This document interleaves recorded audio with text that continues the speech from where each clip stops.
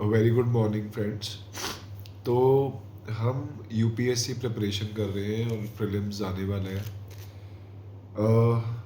उसमें हम कर रहे हैं हिस्ट्री, और हिस्ट्री में हम कर रहे हैं एंशियंट इंडिया का पार्ट। एंशियंट इंडियन हिस्ट्री में हमने अभी तक जो कम कर चुके हैं वो है इंडस वैली सिविलाइजेशन, और उसके पहले palaeolithic age, palaeolithic, mesolithic, neolithic, chalcolithic और आयरन एज। आज जो टॉपिक हम करने वाले हैं उसका नाम है वैदिक एज। अब वैदिक एज जो हमारी है वो हमने देखा कि आर्यंस ये नहीं कि एक बार में आ गए, वो कई वेव्स में आए।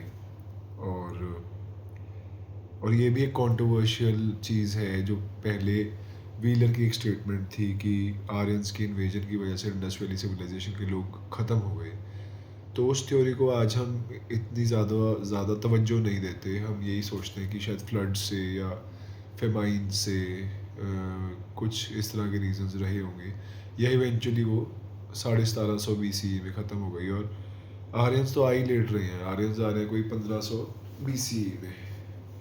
तो दोनों चीज़ों में कोई प्रॉपर तालमेल बनता नज़र नहीं आ रहा। तो हम कर रहे हैं आर्यंस वैदिक कल्चर। तो 1500 BCE से लेके 600 BCE का जो टाइम पीरियड है, यानी लगभग 900 साल का, इसे हम आर्यन एज कहते हैं या वैदिक कल्चर कहते हैं।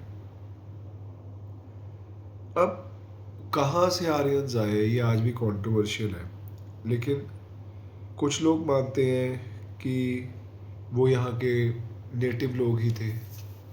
कुछ लोग मानते हैं कि वो बाहर से आए थे, जैसे कि मैक्स मूलर कहते हैं कि वो सेंट्रल एशिया से आए थे। जबकि बाल गंगाधर तिलक की स्टेटमेंट है कि वो आर्कटिक रीजन से आए थे। आर्कटिक रीजन मतलब कि नॉर्वे, स्वीडन, फिनलैंड, जो कंट्रीज आर्कटिक ओशन को कवर करती हैं, या फिर रशिया का भी पोर्शन है। लेकिन जो एक पॉपुलर बिलीफ है वो ये है कि वो सेंट्रल एशिया से आए थे, जहाँ पे स्टेपीज़ हैं। स्टेपीज़ एक ग्रासलैंड्स हैं जहाँ पे पेड़ बहुत कम होते हैं, और बेसिकली जानवरों को चराने के लिए बहुत अच्छी जगह मानी जाती है। तो और ये एक बार में नहीं आए, जैसे कि हमने पहले भी डिस्कस किया, ये कई बार में आए, जिसे वेव्स कहते हैं। 2000 BCE से लेकर 1500 BCE के बीच में, और उसी दौरान ही 1750 BCE में जो इंडस वैली सिविलाइजेशन है वो ख़त्म हो रही है। एक बोगास्काई इंस्क्रिप्शन है जो कि एशिया माइनर यानी कि टर्की में है। वो 4 वैदिक गॉड्स के बारे में जिक्र करती है: इंद्र, वरुण, मित्र और नसत्या। जिससे कि ये चीज़ प्रूव हो जाती है कि ये लोग सेंट्रल एशिया से आए हैं। तो सेंट्रल एशिया क्या हुआ? ना तो एक तरह से मिडल ईस्ट वाला पोर्शन बोल सकते हो सेंट्रल एशिया को। तो वह सेंट्रल एशिया स्टेपीज वाला पोर्शन जो है उज़्बेकिस्तान, कज़ाकिस्तान, तो ये लेकिन कह रहे हैं एशिया माइनर। अब ये जो ग्रुप इंडिया में आया, ये पंजाब वाले एरिया में आके रुक गया, और साथ में जो फ्रंटियर प्रोविंस है जहाँ पे अफ़गानिस्तान, पाकिस्तान वाला एरिया है, वहाँ पे आके रुक गया। और इस पोर्शन को कहते हैं सप्त सिंधु। फ्रंटियर प्रोविंसेस जो हैं भारत की आज की डेट में, पाकिस्तान, अफ़गानिस्तान और पंजाब वाला पोर्शन जो है, उसे सप्त सिंधु का नाम दिया गया, यानी कि रीजन ऑफ 7 रिवर्स नाम ही दर्शाता है। और ये 7 नदियाँ कौन सी थी? 5 नदियाँ पंजाब की जोड़ दो, और उसके अलावा इंडस और सरस्वती। सरस्वती आज की डेट में जो घग्गर नदी है पंजाब हरियाणा से होती हुई जाती है, तो वो जब सरस्वती ने अपना रूट चेंज कर लिया तो वो घग्गर वही नदी है। उसके अलावा पंजाब की 5 नदियाँ हमें पता ही हैं: ब्यास, सतलुज, रावी, चनाब, झेलम। और ये लोग यहाँ बहुत देर तक रहे, और उसके बाद ये शिफ्ट कर गए गंगा यमुना दोआब में, जिसे हम लेटर वैदिक पीरियड कहते हैं। अब वैदिक लिटरेचर की अगर बात करें तो 1500 बीसी और से लेकर 600 बीसी का बीच का जो टाइम पीरियड है, यानी हमें पता है कि BC before Christian era, before common era, यानी कि ये वाले साल उल्टे चलते हैं, सीधे नहीं चलते ना, क्योंकि हम पीछे से आगे को आ रहे हैं, ज़ीरो की तरफ आ रहे हैं। तो ये 1500 से लेकर 600 बीसीई के बीच में जो लिटरेचर है उनका, तो ऐसा माना जाता है जो ऋग्वेद है वो, अब वेद जो इनिशियली लिखे नहीं गए है ना, ये वेदों के बारे में ऐसा कहा जाता है कि जो बिल्कुल शुरुआत में भगवान ने ये ऋषि मुनियों को बताए थे, जिसे आदि पुरुष कहते हैं। तो आदि पुरुष ने ऋषि मुनियों को बताए और ऋषि मुनियों ने आगे ये लोगों को बताए। इसी वजह से वेदों को श्रुति कहा जाता है, यानी कि आपने आकाशवाणी सुनी और वो आपने अपने फिर स्मरण किया, और इसलिए स्मृति से आप आगे उसको बताते हो याद कर करके, श्रुति और स्मृति, है ना। तो वैदिक लिटरेचर में ऐसा माना जाता है जो ऋग्वेद है वो तब लिखा गया जब आर्यन अभी सप्त सिंधु वाले रीजन में ही थे, पंजाब वाले रीजन में ही थे। और वैदिक लिटरेचर में 4 लिटरेरी प्रोडक्शंस हैं। पहले वेद, वेदों को संहिता भी बोला जाता है। दूसरे ब्राह्मण, ब्राह्मण जात वाला ब्राह्मण नहीं, ब्राह्मणिक बुक्स हैं। तीसरा अरण्यकास, जो कि जंगलों में लिखी गई किताबें हैं, वहाँ पे जो हर्मिट्स रहते थे, ऋषि मुनि रहते थे उनके द्वारा। और चौथे उपनिषद। तो जो वैदिक लिटरेचर है वो एक जनरेशन से दूसरी जनरेशन तक जाती गई, और क्योंकि लिखे तो बहुत बाद में गए, तो पहले तो एक बंदे ने अपने स्टूडेंट्स को सुनाया और उसने फिर एक स्टूडेंट ने अपने स्टूडेंट्स को सुनाया, तो इसलिए इनको सुनते थे। तो सुनने का मतलब श्रुति, इसलिए इनको श्रुति कहा जाता है। और वेद जो हैं वो सबसे इम्पोर्टेंट वैदिक लिटरेचर का पार्ट है, और इन्हें अपौरुष्य कहा जाता है। अपौरुष्य का मतलब कि इनको पुरुष ने नहीं लिखा, बंदे ने नहीं लिखा, और इनको किसने लिखा? भगवान ने लिखा, गॉड गिफ्टेड है। और ये नित्य है, नित्य के मतलब ये हमेशा रहेंगे, एटर्निटी तक रहेंगे। जैसा कि हमने कहा कि वेद टोटल 4 हैं, ऋग्वेद, सामवेद, यजुर्वेद और अथर्ववेद। जो पहले 3 वेद हैं उनको वेदात्रय कहा जाता है, या कि ट्रायो ऑफ वेदास। तो अथर्ववेद को बहुत देर तक वेदों में नहीं जोड़ा गया, क्योंकि इसमें कुछ जादू टोने, ब्लैक मैजिक की बात है, और ये बाकी वेदों से थोड़ा अलग है। और इसको हम इंडस वैली सिविलाइजेशन के साथ भी जोड़ते हैं, क्योंकि इसका कुछ अलग है वैदिक लिटरेचर से, वैदिक कल्चर से। तो इसको काफ़ी देर तक हमने वेदों के साथ नहीं भी कंसिडर किया, अथर्ववेद को। तो इन 4 वेदों में से जो ऋग्वेद है, इसमें लिरिक्स लिखे गए हैं, जैसे गाने के बोल होते हैं, और ये सबसे पुराना लिखित टेक्स्ट है दुनिया का, और इसीलिए इसको पहला testament of Mankind, first testament of Mankind भी कहा जाता है। ऋग्वेद में 1028 मंत्र हैं, हिम्स, और 10,580 वर्सेस हैं, 10,580 लाइनें लिखी गई हैं, और इनको चैप्टर्स में डिवाइड किया गया, 10 चैप्टर्स में। उन चैप्टर्स को बोलते हैं मंडल। जो 6 मंडल हैं, दूसरे से लेकर के 7वें तक, उनको गोत्र कहा जाता है, गोत्र मंडल या वामशा मंडल, या कुल ग्रंथ भी कहा जाता है। तो दूसरे से लेकर 7वें मंडल चैप्टर जो हैं उनको गोत्र मंडल या वामशा मंडल कहा जाता है, और कुल ग्रंथ भी कहा जाता है। जो पहला और आखिरी मंडल है, पहला और 10वां, उनको बाद में ऐड किया गया, बाद में लिखा गया। जो 10वां मंडल है उसमें बहुत मशहूर पुरुषा सुक्ता है, जो 4 वर्णों को एक्सप्लेन करता है। पुरुषा सुक्ता 10वें चैप्टर में 10वें मंडल में आता है, जो 4 वर्णों को ब्राह्मण, क्षत्रिय, वैश्य, शूद्र को एक्सप्लेन करता है। और जो ऋग्वेद के मंत्र हैं वो जो पंडित जी बोलते थे, उन पंडित जी को कहते थे होत्री।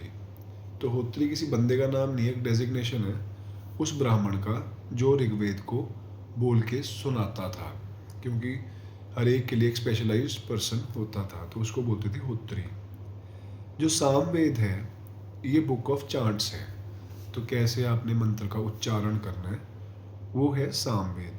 इसमें जो वर्सेस हैं, लाइंस हैं, वो हैं टोटल 1549 तो वर्सेस बहुत कम हो गए। जहाँ पे उसमें 10,580 थे, इसमें सिर्फ 1,549 रह गए, 1549। जितने भी वर्सेस इसमें लिखे गए, जितनी भी लाइनें लिखी गई 75 को छोड़ करके वो सारी की सारी एज इट इज ऋग्वेद से ली गई हैं। और जो बंदा सामवेद के इन चार्ट्स को का उच्चारण करता था, और बड़े इसको स्वर में बोलना होता है, उनको बोलते थे उद्गात्री। तो होत्री वो पंडित जी जो ऋग्वेद का बोलेंगे, सुनाएंगे, और उद्गात्री वो पंडित जी, वो ब्राह्मण जो सामवेद का उच्चारण करेंगे। और जो सामवेद है ये इंडियन म्यूज़िक का बहुत इम्पोर्टेंट पार्ट है। यहाँ से ही हम म्यूज़िक की बात शुरू करते हैं, क्योंकि इसको गा के चांटिंग को कैसे बोलना है, हर एक वर्ड पे किस पे स्ट्रेस देना है, कैसे करना है, वो सामवेद में आता है। तीसरा है यजुर्वेद। यजुर्वेद का मतलब है बुक ऑफ सेक्रीफाइशियल प्रेयर्स। तो जब आपने बलि देनी है, किसी का सेक्रीफाइस करना है, जानवर का या और भी ग्रेन्स का भी करते थे जो भी, तो मंत्र जो बोलने हैं वो सारा आता है यजुर्वेद में। तो एक रिचुअल वेद है, जब आपने एक रिचुअल करना है, जब आपने सेक्रीफाइस बलि देनी है, तो आपने कैसे मंत्र बोलने, क्या करना है क्या नहीं, वो सारा यजुर्वेद में है। और जो बंदा इसको रिसाइड करता था उसे बोलते थे अध्वर्युज। होत्री, उद्गात्री और अध्वर्युज। तो जो यजुर्वेद है इसको 2 हिस्सों में बांटा हुआ है, एक कृष्ण यजुर्वेद और शुक्ल यजुर्वेद। तो जो ज़्यादा कॉम्प्लिकेटेड होता है, जिसको समझना मुश्किल होता है, उसे कृष्ण बोलते हैं, और जो शुक्ल होता है वो थोड़ा आसान होता है, जुड़ी हुई हैं चीज़ें आपस में। अब ये वाला जो है यजुर्वेद, ये प्रोस फॉर्म में भी है, स्टोरी फॉर्म में भी है, और वर्स फॉर्म में भी है, कविता की फॉर्म में भी है। चौथा अथर्ववेद। अथर्ववेद में मैजिकल फॉर्मूलों की बात है, हमने पहले भी डिस्कस किया, और इसमें चार्म्स एंड स्पेल्स, जादू टोने, कैसे इविल्स, कोई भूत प्रेत है ना, उसको हटाना है, या कोई बीमारी से बचना है, उसके लिए कैसे करना है, क्या करना है, वो सारे आंसर्स हमें अथर्ववेद में मिलते हैं। और बहुत देर तक इसको वेदों की कैटेगरी में शामिल नहीं किया गया, आज की डेट में अथर्ववेद वेदों में आता है। फिर ब्राह्मणों की बात आती है, जो ब्राह्मण बुक्स हैं, ये जो मंत्र हैं, हिम्स हैं वेदों के, उनको एक्सप्लेन करता है ब्राह्मण। ये प्रोस फॉर्म में, कहानी के रूप में है, और रिचुअलिस्टिक है कि कैसे आपने रिचुअल क्या क्या करते हुए करना है, ऐसे करना है, फिर वैसे करना है। ब्रह्मा का मतलब होता है सेक्रीफाइस। तो ब्राह्मणों में बहुत सारे सेक्रीफाइस जो हैं और जो रिचुअल्स हैं उनको बहुत अच्छे से एक्सप्लेन किया गया। हर एक वेद के साथ कई सारे ब्राह्मण अटैच होते हैं, हर एक वेद को समझाने के लिए। अब वेद तो बड़ा एक कंसाइज से हैं, अब उसको पूरा अपने इलेबोरेटली डिस्कस करना है, समझाना है, तो उसके लिए आपको ब्राह्मण की मदद लेनी पड़ेगी। अब ऋग्वेद के साथ कौन कौन से ब्राह्मण अटैच हैं? ऐत्रेय ब्राह्मण और कौशिटिकी ब्राह्मण। तो कौशिटिकी ब्राह्मण को संख्या ब्राह्मण भी बोलते हैं। सामवेद के साथ हैं 5 विशा ब्राह्मण, इसे तांड्या महाब्राह्मण भी कहा जाता है। उसके अलावा शतवंश ब्राह्मण, छंदोग्य ब्राह्मण और जैमिन्य ब्राह्मण। यजुर्वेद के साथ जो ब्राह्मण अटैच है उसे बोलते हैं शतपथ ब्राह्मण, और ये सबसे पुराना और सबसे बड़ा ब्राह्मण है शतपथ ब्राह्मण, जो यजुर्वेद के साथ अटैच्ड है। इसके अलावा यजुर्वेद के साथ एक और ब्राह्मण अटैच्ड है जिसे बोलते हैं तैत्तरेय ब्राह्मण। तो ऋग के साथ है ऐत्रेय और यजुर के साथ है तैत्तरेय। और अथर्व ब्राह्मण के साथ अथर्ववेद के साथ जो ब्राह्मण अटैच्ड है वही अथर्ववेद, जिसे बहुत देर तक वेद का दर्जा ही नहीं था, उसे कहते हैं गोपथ ब्राह्मण। अब अरण्य की बात करते हैं। अरण्य का वो बुक्स हैं जो जंगलों में लिखी गई, फॉरेस्ट में लिखी गई। अरण्य का मतलब ही फॉरेस्ट होता है। तो जो किताबें वहाँ लिखी गई वो अरण्य का हो गई। ये आमतौर पे जो साधु सन्यासी जंगलों में रहते थे या उनके स्टूडेंट्स जो उनके पास पढ़ते थे, जंगल में ही रहते थे, उनके द्वारा लिखी जाती थी। और ये ब्राह्मणों का कंक्लूडिंग पार्ट है। तो ब्राह्मणों में आपने जो भी बातें कही उनका कंक्लूजन किस में मिलेगा? अरण्यका में। और ब्राह्मण क्या है? जो वेदों में बातें कही गई उनको रिचुअल सेक्रीफाइस के साथ साथ उसको एक्सप्लेन कर रहे हैं हमें ये ब्राह्मण, ठीक है। ऋग्वेद क्या है? ऋग्वेद मंत्र है। सामवेद क्या है? उन मंत्रों का उच्चारण कैसे करना है। यजुर्वेद क्या है? जब सेक्रीफाइस करना है तो कैसे कैसे चीज़ों को करना है। अथर्ववेद क्या है? जादू टोने की बातें, और कोई आपको बीमारी है तो उससे कैसे बचने का, छुटकारा कैसे पाना है। और ब्राह्मण क्या है कि जब आपने इन वेदों को आप एक्सप्लेन कर रहे हो, है ना। और अरण्य का क्या है? इन ब्राह्मणों का कंक्लूजन। तो उसके बाद उपनिषद बड़ी फिलोसफिकल टेक्स्ट होता था। दुनिया क्या है, जीवन क्या है ना, इस तरह की बातें। इन्हें वेदांत भी कहा जाता है क्योंकि ये वेदों के एंड में लिखे गए। टोटल 108 उपनिषद हैं और इनमें सबसे पुराना उपनिषद जो है, 108 में से सबसे पुराना उपनिषद है, उसे बोलते हैं बृहद अरण्यका। बृहद मतलब बूढ़ा, अरण्यका सबसे पुराना अरण्यका है। बृहद अरण्यका सबसे पुराना उपनिषद।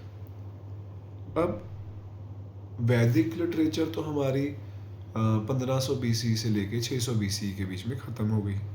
उसके अलावा कुछ लिटरेचर ऐसी है जो वैदिक लिटरेचर से इन्फ्लुएंस्ड है, उसे बोलते हैं लिटरेचर ऑफ वैदिक ट्रेडिशन। जो 600 BC यानी कि जब वैदिक लिटरेचर की समाप्ति हो रही, वैदिक कल्चर की समाप्ति हो रही है और महाजनपद आ रहे हैं, बुद्धिज़्म जैनिज़्म भी आ रहे हैं, 600 BCE से लेकर 600 AD तक, है ना, या उसे कॉमन इरा भी कहने लगे, CE। तो 600 BC से लेकर 600 AD या 600 BCE से लेकर 600 CE के बीच में जो टाइम पीरियड है, लगभग 1200 साल का, उसे बोलते हैं, उस टाइम पे जो टेक्स्ट लिखा गया, जो भी लिखा गया ग्रंथ वगैरह, उन्हें बोलते हैं लिटरेचर ऑफ वैदिक ट्रेडिशन। अब इसमें स्मृति है ना, रिमेम्बरेंस। लिटरेचर ऑफ वैदिक tradition comprise of 6 literary works. तो ये जो स्मृतियाँ हैं जो हमने याद कर करके लिखी कि वेदों में ये बात बोली थी, ब्राह्मणों में ये बात बोली थी, अरण्यक में ये बात बोली थी, उपनिषद या वेदांत में ये बात बोली थी, उसके बेसिस में हमने 6 लिटरेरी वर्क्स लिखे। पहला है वेदांग, वेदांत नहीं, वेदांत तो उपनिषद के टाइम पीरियड पे लिखा जा रहा है, वेदांग या सूत्र। दूसरा स्मृति धर्मशास्त्र, स्मृति धर्मशास्त्र। तीसरा महाकाव्य, जो बड़ी बड़ी कहानियाँ, एपिक्स। चौथा पुराण। पांचवा उपवेद। छठा शत दर्शन। तो इनको एक एक करके 6 के 6 को समझते हैं। सबसे पहले वेदांग, जो पहली सबसे इनमें चीज़ है, जो वैदिक ट्रेडिशन 600 BC में 600 AD के बीच में जो लिखे गए 6 अलग अलग टेक्स्ट, उसमें सबसे पहला है वेदांग। वेदांग भी टोटल 6 हैं। सबसे पहले शिक्षा। शिक्षा का मतलब होता है फोनेटिक्स। फोनेटिक्स मतलब क्या? सुनना, है ना, कोई वर्ड को कैसे उच्चारण करना है, वो फोनेटिक्स होते हैं, शिक्षा। तो प्रतिशाख्या सबसे पुराना टेक्स्ट है फोनेटिक्स के ऊपर। कौन सा? प्रतिशाख्या। उसके बाद दूसरा है कल्प सूत्र। कल्प सूत्र में रिचुअल्स की बात आती है। है ना। शिक्षा में फोनेटिक्स की बात, कल्प सूत्र में रिचुअल्स की बात। जो दूसरा है इसमें अलग अलग चीज़ें हैं, जैसे कि श्रौत सूत्र और शुल्ब सूत्र, ये सेक्रीफाइसेस से डील करते हैं। तो कल्प सूत्र रिचुअल्स, अलग अलग रिचुअल्स की बात हो रही है। तो श्रौता सूत्र या शुल्वा सूत्र में सेक्रीफाइसेस से डील कर रहे हैं। ग्रह सूत्र में फैमिली सेरेमनीज की बात कर रहे हैं। धर्म सूत्र में वर्ण और आश्रम की बात कर रहे हैं। तीसरा है व्याकरण। व्याकरण जैसे नाम से ही पता चल रहा है, तो ये सब हम वेदांग में कर रहे हैं, वेदों के अंग, है ना। तो व्याकरण में ग्रामर है। तो अष्टाध्यायी का पाणिनि, तो पाणिनि एक स्कॉलर हुए जो कि तक्षशिला में पढ़ते थे पहले, फिर पढ़ाते भी थे। उन्होंने एक बुक लिखी अष्ट अध्यायी। तो ये ग्रामर सबसे पुरानी ग्रामर है दुनिया की। तो हमने कहा कि वेदांग कर रहे हैं जिसमें 6 अलग अलग चीज़ें हैं। उसमें हमने शिक्षा किया, जो फोनेटिक्स की बात कर रहे हैं, और उसमें प्रति शाक्या सबसे पुराना टेक्स्ट है फोनेटिक्स का। फिर हमने कल्पसूत्र किया, रिचुअल्स की बात की, जिसमें हमने देखा अलग अलग बुक्स हैं 3। श्रौता सूत्र है, शुल्वा सूत्र जो सेक्रीफाइसेस के साथ डील करता है, ग्रह सूत्र जो फैमिली सेरेमनीज के साथ डील करता है, और धर्म सूत्र जो वर्ण और आश्रम के साथ डील करता है। फिर हमने व्याकरण की बात की, जिसमें हमने पाणिनि एक स्कॉलर है उनकी बुक पढ़ी अष्ट अध्याय 8 अध्याय, जो कि दुनिया का सबसे पुराना ग्रामर का टेक्स्ट है। चौथा जो हम कर रहे हैं वेदांग, वो है निरुक्ता। निरुक्ता मतलब एटिमोलॉजी। तो निरुक्ता यस्क ने लिखी थी, बेस्ड ऑन निघंटू जो कश्यप ने लिखी थी। तो अलग अलग बुक्स अलग अलग ऑथर्स ने लिखी, फिर उनको पॉलिश करते गए। तो वेदांग जो हम चौथा पढ़ रहे हैं उसका नाम है निरुक्ता, जिसका मतलब क्या होता है इंग्लिश में एटिमोलॉजी। और निरुक्ता एक बुक लिखी यस्क ने, और उसके बेसिस, किसके बेसिस पे लिखी, निघंटू ने एक बुक लिखी थी, निघंटू एक बुक लिखी थी कश्यप ने। और ये जो निरुक्ता है और उससे पहले निघंटू है, जो ये एक कलेक्शन है डिफ़िकल्ट वैदिक वर्ड्स की। जो निघंटू है वो सबसे पुराना वर्ड कलेक्शन है दुनिया का, और जो निरुक्ता है वो दुनिया की सबसे पुरानी डिक्शनरी है। पांचवी जो वेदांग आता है उसका मतलब वो है छंद। छंद का मतलब होता है मैट्रिक्स। तो छंद सूत्र जो पिंगल ने लिखी है वो बड़ा फेमस टेक्स्ट है इसमें, छंद सूत्र। और लास्ट वेदांग है ज्योतिष। ज्योतिष का मतलब होता है, जैसे कि हमें पता ही है, एस्ट्रोनॉमी। जो वेदांगा ज्योतिष जो लघड़ मुनि ने लिखी, वो सबसे पुरानी ज्योतिष की टेक्स्ट है। वेदांगा ज्योतिषा लघड़ मुनि नाम के बंदे ने लिखी। तो 6 फेमस, इसके बाद ये हो गए हमारे वेदांग। उसके बाद आती है हमारी स्मृतिज। स्मृतियाँ भी 6 हैं। सबसे पहले मनुस्मृति, जो गुप्ता काल से पहले लिखी गई, और ये सबसे पुराना स्मृति टेक्स्ट है। इसमें जो कमेंटेटर्स हैं, तो मनु ने तो स्मृति लिख दी, अब कुछ लोगों ने इस पर कमेंट्री करी। जिन लोगों ने कमेंट्री करी उनके नाम हैं विश्वरूपा, जो एक लेडी थी स्कॉलर, उसके अलावा मेघातिथि, उसके अलावा गोविंदराज, और उसके बाद कुल्लक भट्ट। ये 4 बंदों ने, विश्वरूपा, मेघातिथि, गोविंदराज और कुल्लक भट्ट ने कमेंट्रीज लिखी हैं मनुस्मृति के ऊपर। उसके बाद यज्ञवाल्क्य स्मृति। यज्ञवाल्क्य स्मृति भी प्री गुप्ता पीरियड में आती है, और इस पे जो कमेंट्री करी वो दोबारा विश्वरूपा और जीमत वाहन, जिसे दय भाग भी कहते हैं, और विजनयनेश्वर, इन लोगों ने कमेंट्रीज करी। यज्ञवाल्क्य स्मृति पे किसने कमेंट्रीज करी? विश्वरूपा, जीमतवाहन और विजनयनेश्वर, जिसे मितक्षरा भी कहा जाता है। और Apararka, a king of Shilahara dynasty. तीसरी है नारद स्मृति। नारद स्मृति गुप्ता काल में लिखी गई, और इसके अलावा पराशर स्मृति जो गुप्ता काल में लिखी गई दोबारा, फिर बृहस्पति स्मृति, वो भी गुप्ता काल में लिखी गई। और 6वीं कट्टेयान स्मृति, वो भी गुप्ता काल में लिखी गई। तो जो 6 स्मृति हैं उनके नाम एक बार दोबारा कर लेते हैं। मनुस्मृति प्री गुप्ता टाइम, यज्ञवाल्क्य स्मृति प्री गुप्ता टाइम, तीसरी नारद स्मृति गुप्ता टाइम, चौथी पराशर स्मृति गुप्ता टाइम, पांचवी बृहस्पति स्मृति गुप्ता टाइम, और छठी कट्टेयान स्मृति गुप्ता टाइम। अगला जो वैदिक लिटरेचर से इन्फ्लुएंस्ड टेक्स्ट है वो है महाकाव्य। महाकाव्य में रामायण जो वाल्मीकि ने लिखी, इसे आदि काव्य भी कहा जाता है। सबसे पुराना एपिक ऑफ द वर्ल्ड है रामायण। आज की डेट में इसमें 24,000 श्लोक हैं वर्सेस। शुरुआत में 6,000 थे, आज की डेट में 24,000 हो गए, फिर 12,000 हो गए, फिर 24,000। इन 24,000 श्लोकों को 7 कांड में डिवाइड किया गया है, सेक्शंस। और जो पहला और 7वां कांड है वो बाद में ऐड किए गए रामायण में। उसके बाद महाभारत लिखी वेद व्यास ने। ये सबसे लंबा एपिक है दुनिया का। आज की डेट में इसमें 1,00,000 श्लोक हैं, यानी कि वर्सेस। शुरुआत में 8800 थे, जय संहिता कहते थे उस टाइम पे। बाद में 24,000, चतुर्विंशति सहस्त्री संहिता भारत, फाइनली 1,00,000 शत सहस्त्री संहिता महाभारत।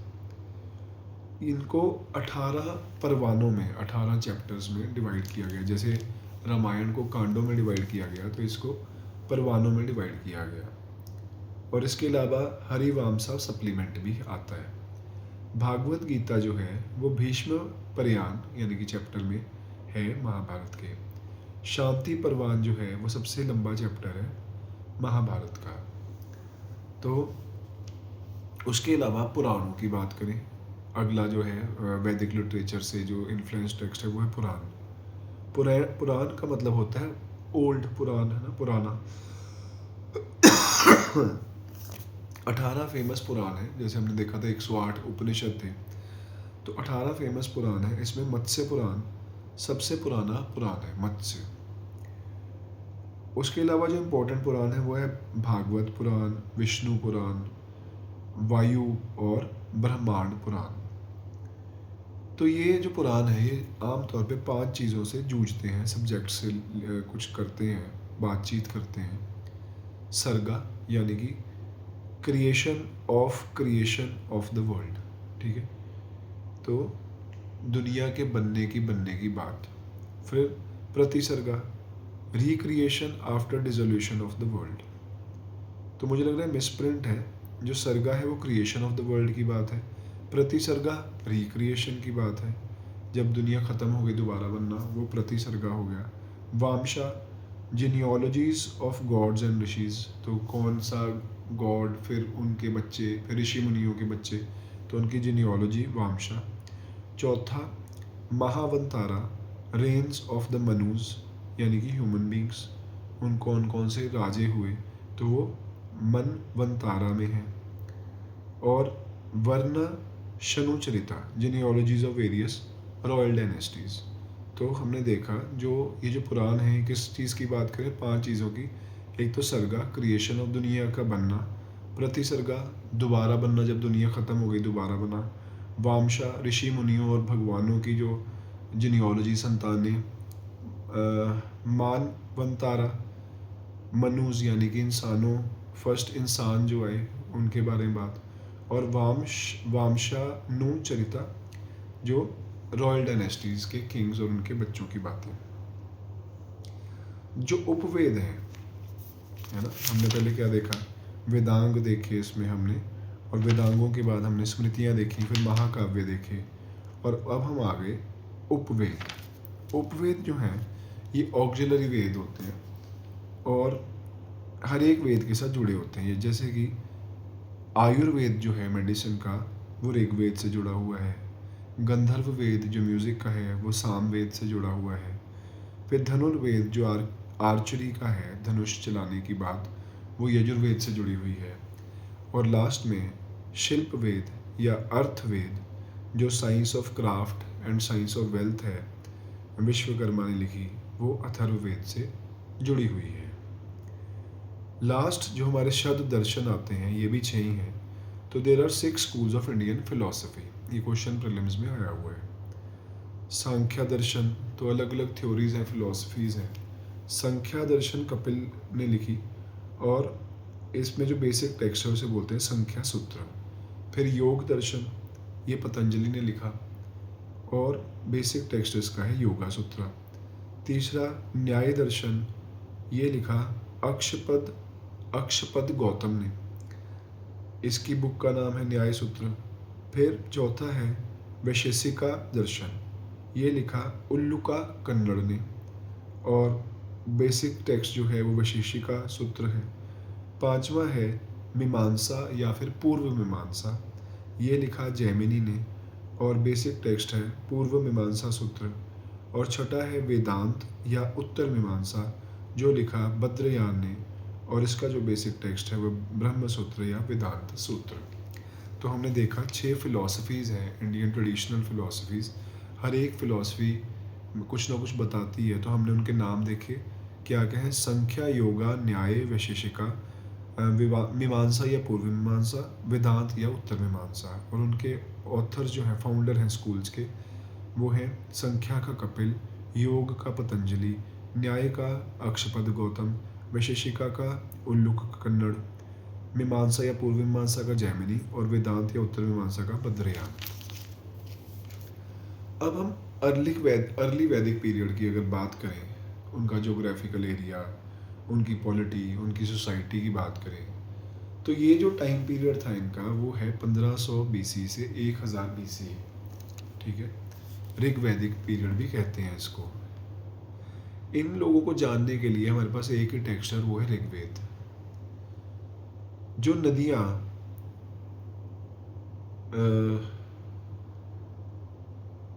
इनकी ज्योग्राफी की अगर हम बात करें, तो जो माउंटेन्स थे वो थे हिमवंत, हिमालयाज को बोलते थे, और मुंजावंत हिंदू कुश, जो कि पाकिस्तान में है। और ओशंस जो ऋग्वेद में आते हैं, उनसे हमें पता चलता है कि ये लोग कहाँ पे रहते थे। ऋग्वेद में टोटल 40 नदियों का जिक्र है, जिसमें नदी सुक्ता एक मंत्र है ऋग्वेद का, जो 21 नदियों का जिक्र करता है, जिसमें तो टोटल 40 नदियों का जिक्र होता है, उसमें से 21 नदियों का जिक्र तो नदी सुक्ता हिम मंत्र में हो जाता है। और इसमें एक गंगा की बात भी आ रही है ईस्ट में, और कुब्बा काबुल नदी का जिक्र आ रहा है वेस्ट की तरफ। और अगर हम नदियों की बात करें, तो ऋग्वैदिक नेम और मॉडर्न नेम क्या है। सिंधु को इंडस बोलते हैं आज, वितस्ता झेलम, आसिकनी चिनाब, विपासा व्यास, परुशनी रावी, सुतुद्री सतलुज, सरस्वती सरस्वती, दृशद्वती घग्गर, कुभा काबुल, सुवास्तु स्वाति, क्रुमु कुर्रम, गोमती गोमन। और इनमें जो कुभा, सुवास्तु, क्रुमु और गोमती हैं, ये चारों अफगानिस्तान में हैं। जो ऋग्वैदिक लोग थे वो खुद को ब्राह्मण कहलाते थे, और ये जो एरिया में रहते थे सप्त सिंधु बोलते थे, जिसका मतलब लैंड ऑफ 7 रिवर्स। हम कर चुके हैं इस बात को। और जो 7 नदियाँ थी कौन सी थी, सिंधु और उसकी 5 ट्रिब्यूटरीज, वितस्ता, असिकनी, विपाशा, परुशनी, सुतुद्री और सरस्वती। ऋग्वेद के हिसाब से जो सबसे ज़्यादा नदी जिसका मेंशन आता है वो है सिंधु, और जो सबसे पवित्र नदी थी वो थी सरस्वती। गंगा का जिक्र सिर्फ एक बार आता है, और यमुना का जिक्र 3 बार आता है। जो एक लड़ाई हुई 10 राजाओं की, जिसे ऑब्वियसली 10 राजन वॉर कहते हैं, तो ऋग्वेद कहता है कि जो बहुत मशहूर 10 राजन लड़ाई हुई, ये इंटरनेशन वॉर थी, आपस में लड़ाई हो रही थी आर्यंस की। तो जो 10 राजन वॉर थी, इसमें 10 किंग्स जो पार्टिसिपेट किया सुदास के खिलाफ, वो एक भारत किंग था, त्रित्सुस फैमिली का। ठीक है, सो सुदास के खिलाफ लड़ाई हो रही है बाकी राजाओं की, जो कि भारत किंग था त्रित्सुस फैमिली का। और ये जो 10 राजे लड़े वो कौन थे? पुरुष का, यदुस का, तुर्वासाज का, अनुस, द्रुह्यूस और अलॉन्ग विद 5 अदर्स। कौन? अलीनाज, पख्ताज, भल्लानाज, सिबीज और विशालिंस।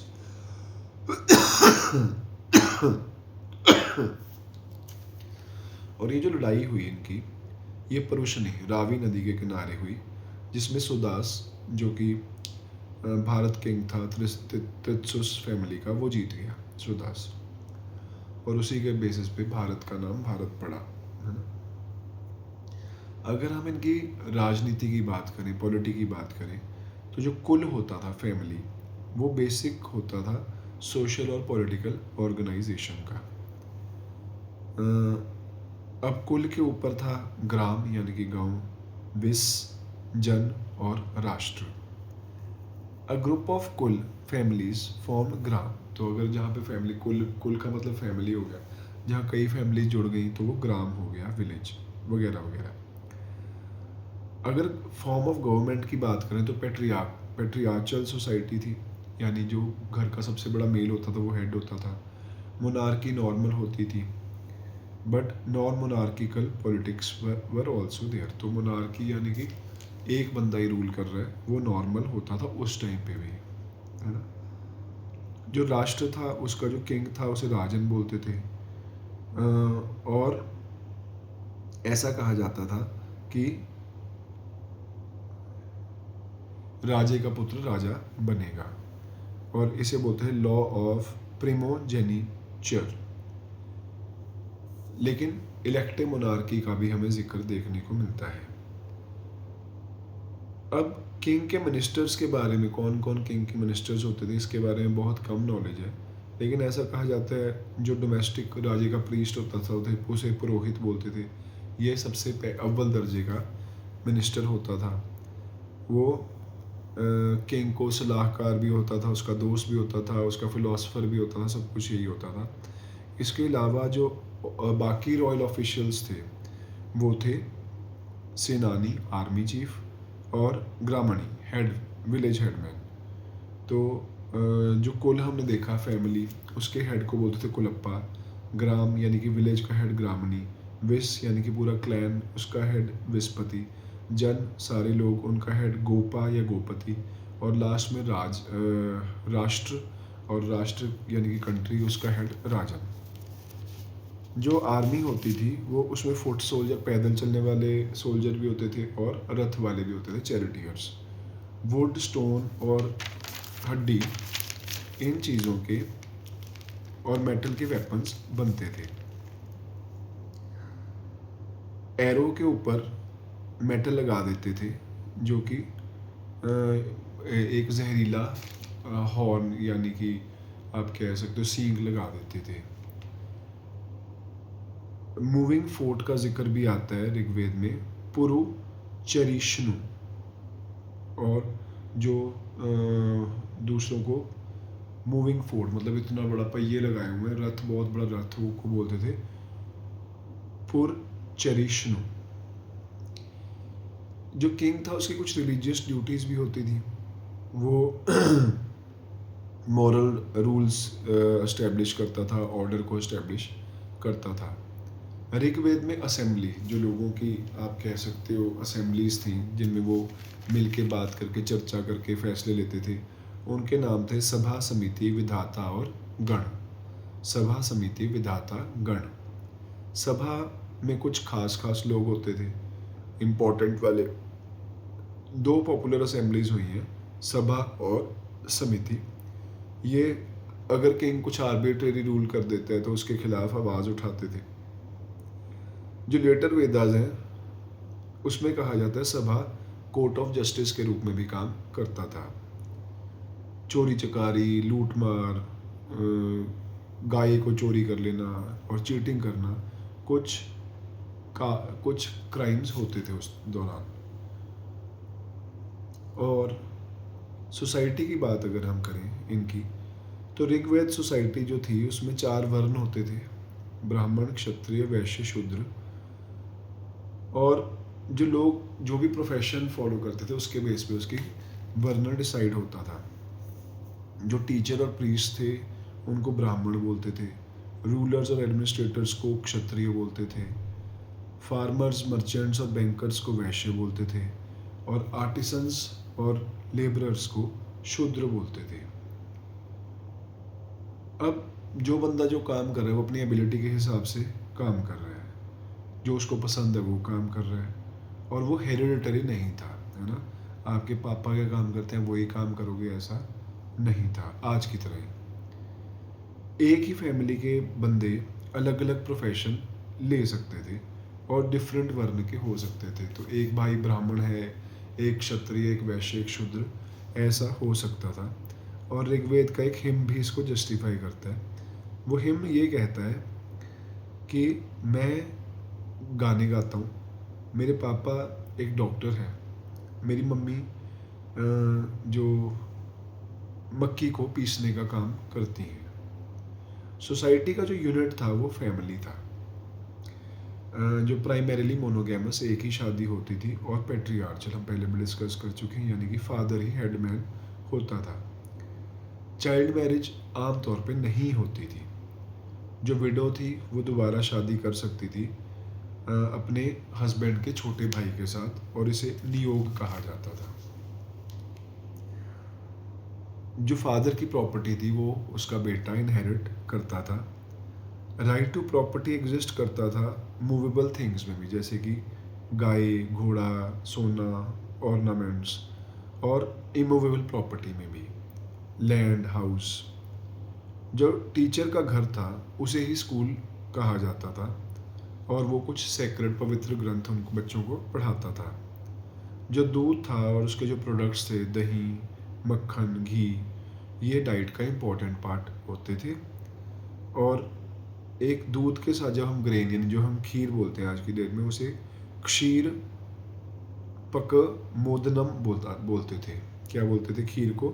क्षीर पका मोदनम। तो ऐसा खीर जैसे ही नाम है। मछली, पंछी और जानवरों का मीट खाया जाता था, और काऊ को अघन्य का दर्जा था, यानी काऊ को आपने नहीं मारना है। ऋग्वेद डेथ पेनल्टी की बात भी करता है, या आपको किंगडम से निकालने की बात करता है जो गाय को मारते थे या उसको इंजर करते थे। एल्कोहलिक ड्रिंक्स जो थी, सुरा और सोम कंज्यूम की जाती थी। आर्यंस प्राइमरीली एग्रीकल्चर का काम करते थे और पेस्टोरल, यानी गाय को पालने का काम करते थे, और अपनी जिसके पास जितनी काऊ होती थी वो उतना धनवान माना जाता था। अब इंजॉयमेंट के लिए, अम्यूजमेंट के लिए गाने सुनते थे, डांस करते थे, चैरियट रेसिंग यानी रथों की रेस होती थी, जुआ खेलते, डाइसिंग। एक स्टेंजा है ऋग्वेद में, उसमें कहते हैं, एक गैम्बलर की बोल रहा है, मेरी वाइफ मुझे रिजेक्ट करती है और मेरी मम्मी मेरे से नफरत करती है। तो एक जुआरी का ये स्टेटमेंट है। अगर रिलीजन की बात करें तो ऋग्वेद के टाइम में गॉड को जो वर्शिप करते थे वो नेचर को ही पर्सोनिफाई करते थे, जो यानी जो गॉड थे वो बेसिकली नेचर को ही हमने पर्सन्स बना दिया था। ऐसा माना जाता था कि जो डिवाइन पावर्स हैं वो आपको आशीर्वाद भी दे सकती हैं और वो आपको पनिशमेंट भी दे सकती हैं। जो अग्नि थी, आग, फायर, वो सेक्रेड मानी जाती थी, और ये भगवान और इंसान के बीच में इंटरमीडियरी का काम करती थी। टोटल 33 गॉड्स थे। Later day tradition classified into 3 categories of, तो 33 गॉड्स को बाद में 3 कैटेगरीज में डिवाइड कर दिया। एक तो टेरेस्ट्रियल, पृथ्वी विस्थान, एरियल और इंटरमीडिएट, अंतरिक्ष विस्थान, और तीसरा सेलेस्टियल यानी द्युस्थान।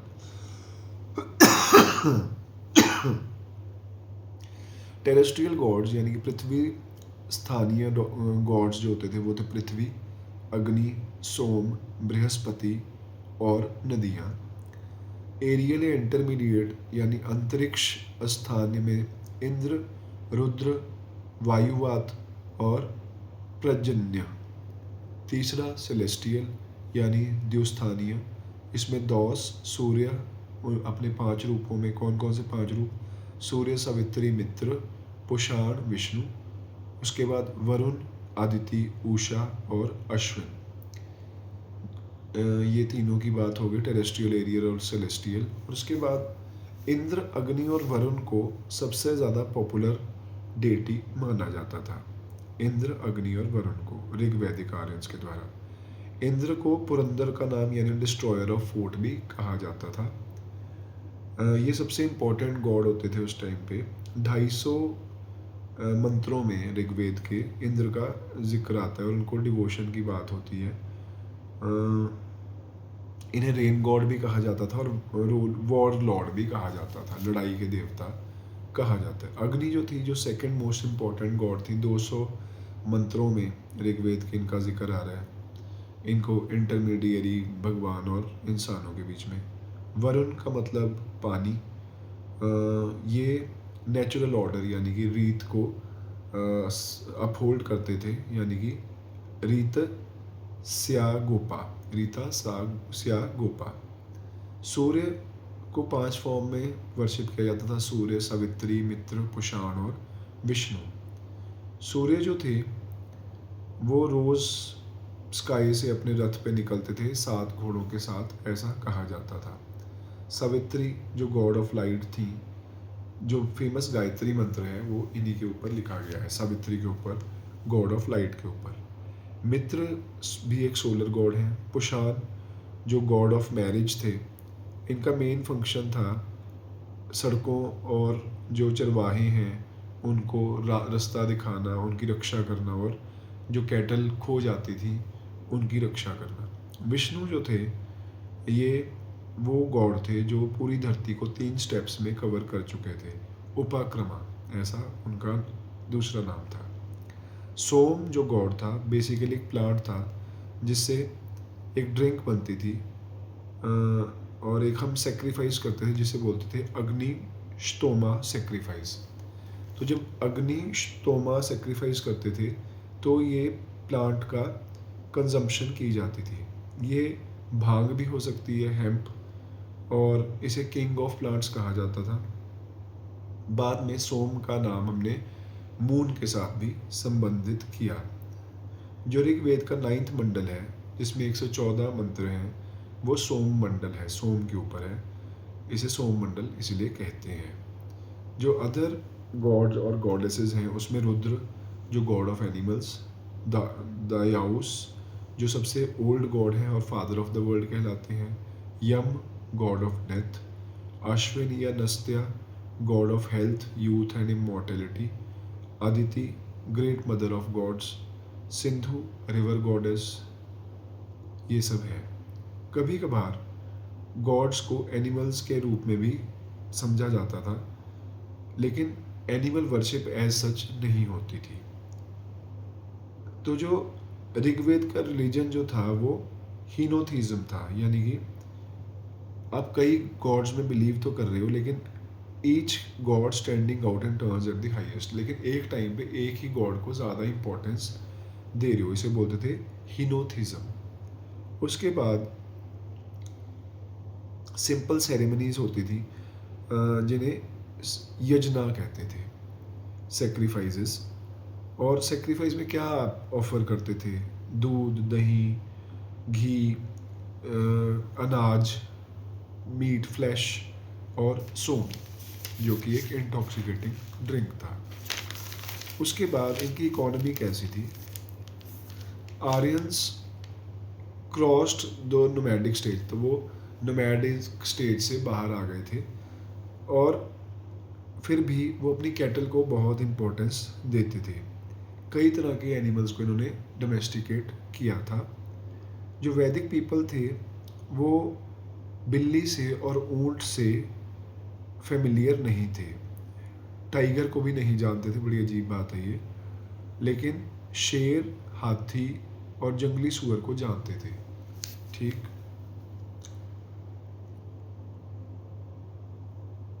ट्रेड बहुत ही कम होता था, व्यापार बहुत ही कम था। मनी और मार्केट्स की जानकारी तो थी लेकिन ज़्यादा इस्तेमाल नहीं करते थे। सोने का और गाय का वैल्यू फिक्स होती थी और यही एक्सचेंज का माध्यम होता था, गाय और सोना। कॉइन्स का इस्तेमाल नहीं करते थे, सिक्कों का इस्तेमाल। तो अलग अलग व्यापार, अलग अलग स्किल्स आने लग गए थे, जैसे कारपेंटरी, स्मिथ आने लग गए, टैनर जो जानवरों की खाल निकालते हैं, वीवर्स, पॉटर्स, ग्राइंडर्स वगैरह वगैरह।